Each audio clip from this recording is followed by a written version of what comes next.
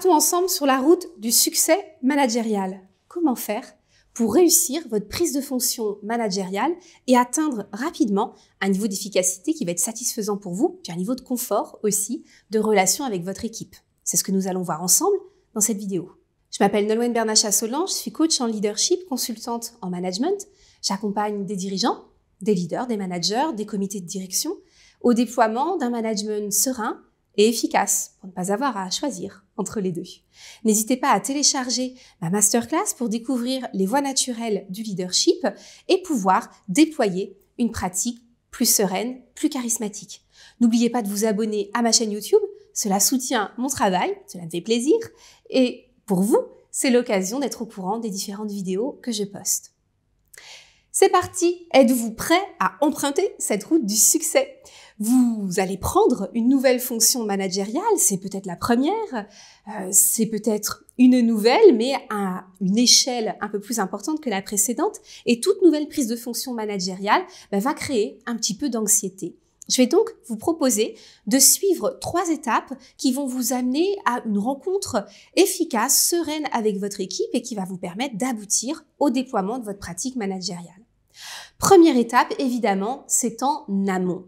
Vous savez que vous allez découvrir une nouvelle équipe, devoir vous insérer dans un nouvel environnement, donc c'est important pour vous d'apprendre à le connaître le mieux possible avant d'arriver. Ça peut se faire de différentes manières, déjà en faisant des recherches au maximum sur l'entreprise pour être au courant de son historique, être au courant de tout ce qui a pu se passer précédemment et de ne pas arriver dans le service comme quelqu'un de complètement nouveau qui découvrirait l'entreprise et ce qui pourrait briser au départ un peu le charisme managérial que vous pourriez avoir. Donc renseignez-vous au maximum.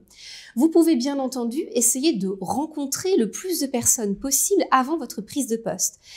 Ça commence par votre hiérarchie, ce qui vous permettra d'obtenir de leur part une feuille de route. Une feuille de route, c'est-à-dire quels sont les attendus dans les premiers mois de votre prise de fonction. Quels sont les objectifs stratégiques sur lesquels vous allez être jugé et sur lesquels votre valeur ajoutée va être observée. Ça peut être également d'obtenir des informations sur l'ensemble de l'environnement, les membres de votre équipe, etc. Faites attention à ce moment-là à garder un regard neutre, surtout si vous rencontrez votre prédécesseur, ce qui peut être formidable. Votre prédécesseur, si vous avez l'opportunité de faire un tuilage, va vous aider à bien comprendre le service au sein duquel vous allez arriver. Mais le prédécesseur va aussi vous transmettre sa vision à lui. Or, toute nouvelle prise de fonction managériale est l'occasion de remettre une partie des compteurs à zéro. Des personnes de l'équipe ont pu dysfonctionner avec l'ancien manager, mais vont avoir l'opportunité de fonctionner différemment avec vous. Donc, ne prenez pas intégralement ce qui vous est dit. En tout cas, n'emportez pas avec vous le jugement qui appartient à quelqu'un d'autre. Ayez une écoute neutre. Vous recueillez des faits, des éléments qui vont vous aider à consolider, à solidifier la base de votre prise de fonction, mais attendez avant d'émettre le moindre jugement. Donc, restez neutre dans cette phase amont.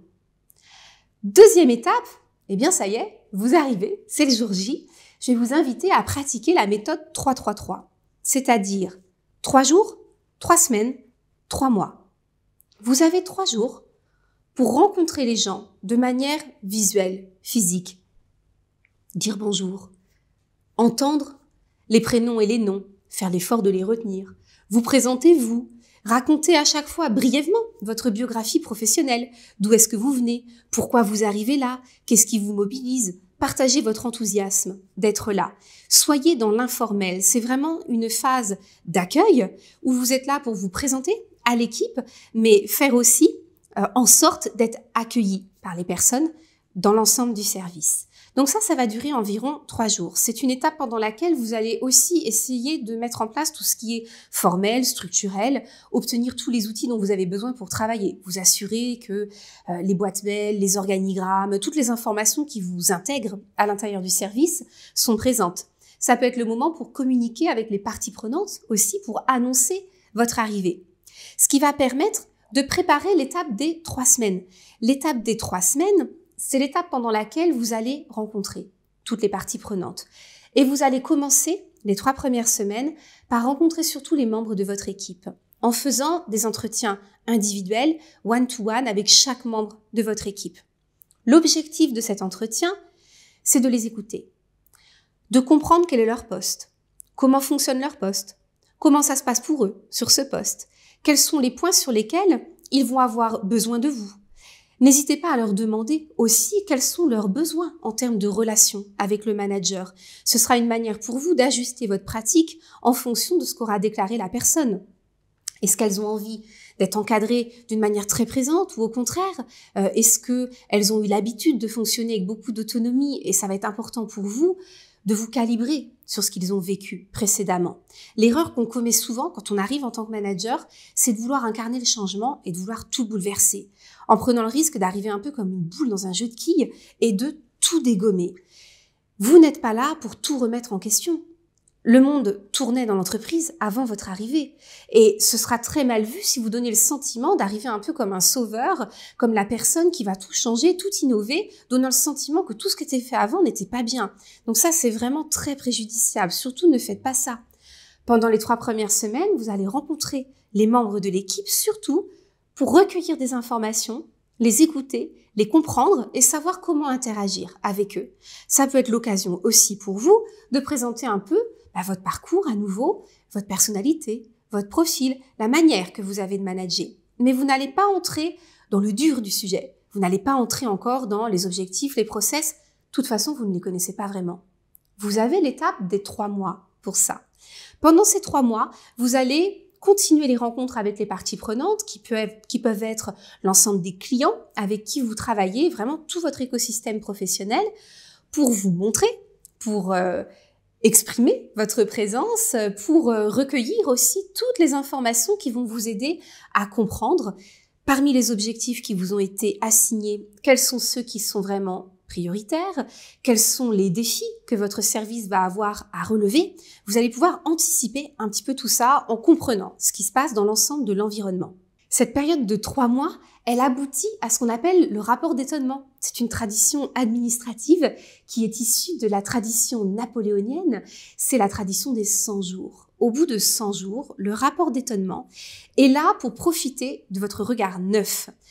C'est-à-dire que vous avez, à ce moment-là, recueilli l'ensemble des informations. Et c'est le moment où vous allez pouvoir, non pas juger, mais analyser ce qui se passe, dire ce que vous avez trouvé de remarquable comme fait. Remarquable, ça peut être au sens positif, des choses que vous trouvez très efficaces, très différentes, originales et que vous trouvez très impactantes, très pertinentes pour le service. Des choses remarquables parce que vous êtes vraiment étonné de la façon dont ça se passe et ce sont des points sur lesquels vous pourriez avoir des propositions d'amélioration, des propositions d'évolution que votre regard neuf a permis de percevoir. Parce que lorsqu'on travaille depuis longtemps dans une entreprise ou dans une équipe, on travaille sur la base de ses habitudes, beaucoup. Et il y a plein de choses qu'on ne remet plus en question. Bon, on a toujours fait comme ça, donc pourquoi on changerait? Un regard neuf va permettre de mettre en exergue, d'appuyer, de mettre le doigt sur les points qui sont à travailler. Donc vous allez en profiter pour faire ce rapport d'étonnement. Vous pouvez le communiquer à la hiérarchie si elle le demande ou si elle le souhaite.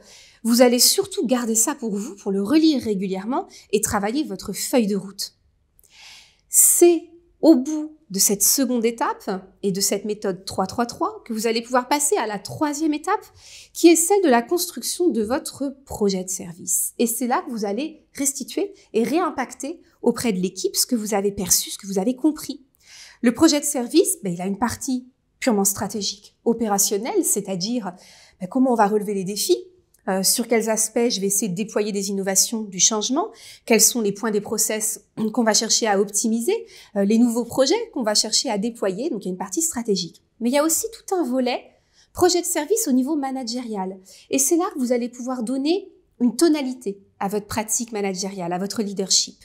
Vous avez par exemple, au bout de 3 mois, identifié un service qui fonctionne beaucoup en silo, en tuyau d'orgue, c'est-à-dire chacun fait sa petite pratique dans son coin, mais les gens communiquent pas beaucoup. Il n'y a pas beaucoup de transversalité. Et vous allez vous proposer, par exemple, comme projet managérial, de créer cette transversalité parce que vous savez que c'est ça qui va permettre de croître en intelligence collective et que c'est salvateur pour pouvoir s'adapter aux changements et continuer à être un service performant. Donc, vous allez pouvoir communiquer sur un fil directeur de votre pratique managériale qui serait par exemple la transversalité. Mais il peut y avoir bien d'autres choses. Ça peut être aussi, par exemple, au bout de 3 mois, vous avez identifié qu'il y a de nouvelles compétences qui vont être stratégiques dans quelques mois ou quelques années et qui manquent au sein de votre service. Votre pratique managériale va être une montée en compétences sur ces nouvelles aptitudes dont vous avez besoin au sein du service et qui pourraient vous permettre de ne pas recruter à l'extérieur, mais de faire monter en potentiel les membres de l'équipe, ou alors au contraire, d'anticiper les recrutements dont vous allez avoir besoin en configurant bien les fiches de poste qui vont permettre d'accueillir cette nouvelle personne qui va arriver avec les compétences qui manquent au sein de votre groupe. Donc à cette étape-là, vous avez construit votre projet managérial. Vous êtes pleinement et entièrement sur la route du succès. Vous n'avez plus qu'à déployer, dérouler ce plan pour atteindre, au bout de votre première année, puis au bout de quelques années, des résultats substantiels qui vont prouver à votre équipe que votre leadership a été impactant. Merci d'avoir regardé cette vidéo jusqu'au bout. J'espère qu'elle vous a plu. Si c'est le cas, n'hésitez pas à liker. Abonnez-vous à ma chaîne YouTube. Cela m'aide en termes de visibilité, cela soutient mon travail.